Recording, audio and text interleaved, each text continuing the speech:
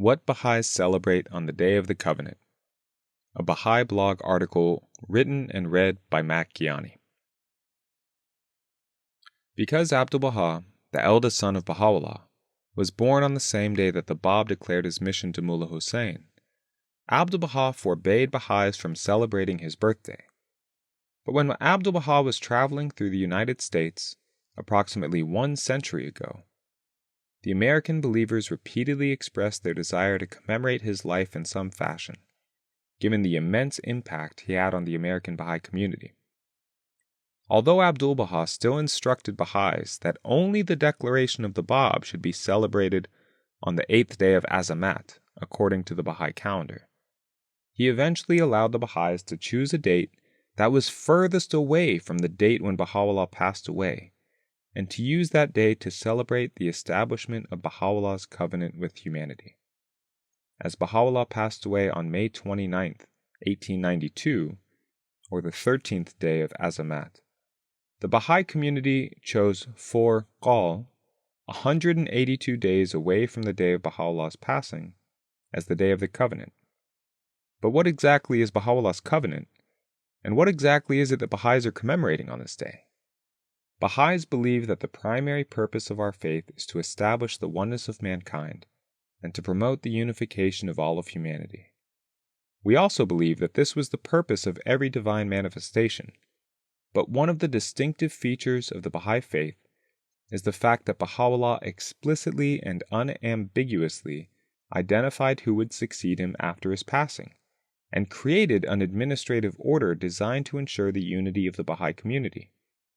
In other words, he established a clear covenant with humanity in order to maintain the integrity and solidarity of his religion.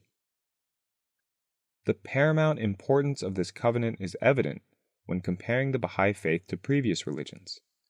Adib Taherzadeh, former member of the Universal House of Justice, describes how the lack of a clear covenant impacted both Christianity and Islam in his book, The Child of the Covenant. In regards to Christianity, he states, quote, "The Gospels are silent on the question of successorship.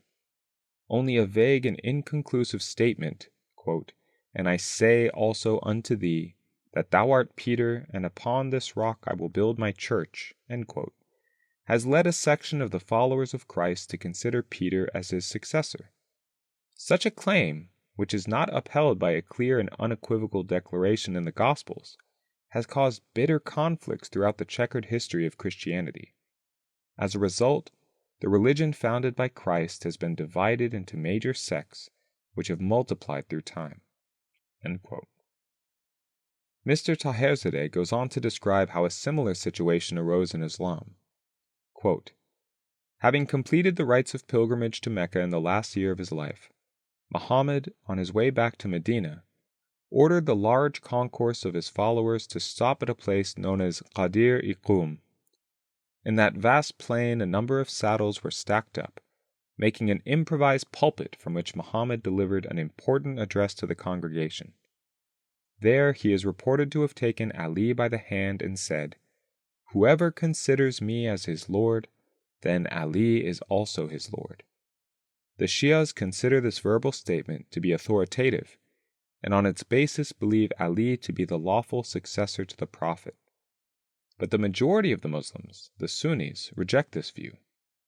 Almost immediately after Muhammad's passing, his followers were divided into these 2 major sects, which multiplied with the passage of time." End quote. I'm sure we are all familiar with the countless examples of death and destruction that have resulted from religious conflict throughout history. And this division and disunity is exactly what Baha'u'llah sought to prevent through the establishment of his covenant. Before he passed away, Baha'u'llah wrote a will and testament known as the Kitab-i-Ad, or the Book of the Covenant, in which he expressly instructed the Baha'is to turn to Abdu'l-Baha after his passing, and conferred upon Abdu'l-Baha the authority to interpret and expound upon his words. He also granted Abdu'l-Baha with the prerogative to choose a successor, and Abdu'l-Baha, following his father's example, wrote his own will and testament, and identified Shoghi Effendi as the guardian and head of the Baha'i faith after Abdu'l-Baha's passing. Thus, the young Baha'i community was never without authoritative guidance and instruction. So if the Baha'i faith has always been, and will always be, protected by Baha'u'llah's covenant, who is the head of the Baha'i faith today? The Baha'i community no longer has an individual who serves as the head of the faith, as Shoghi Effendi did not write a will before his untimely passing.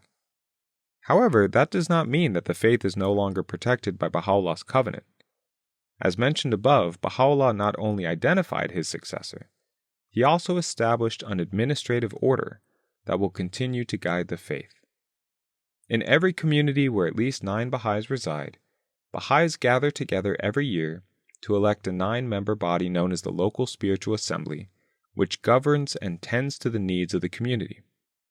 All adult members of the community cast their vote, prayerfully and privately, for the 9 members whom they believe are best suited to this role, with no campaigning or electioneering whatsoever.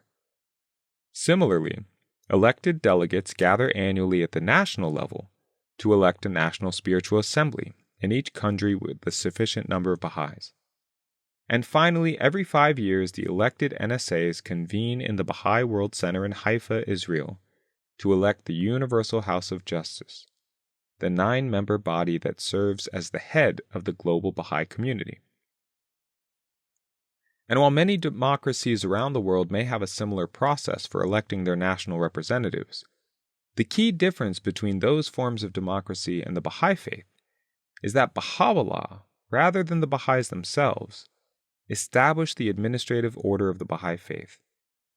In various works, Baha'u'llah, along with Abdu'l-Baha and Shoghi Effendi, expressly outlined the duties and responsibilities of the Universal House of Justice and identified it as under the unerring guidance of Baha'u'llah himself.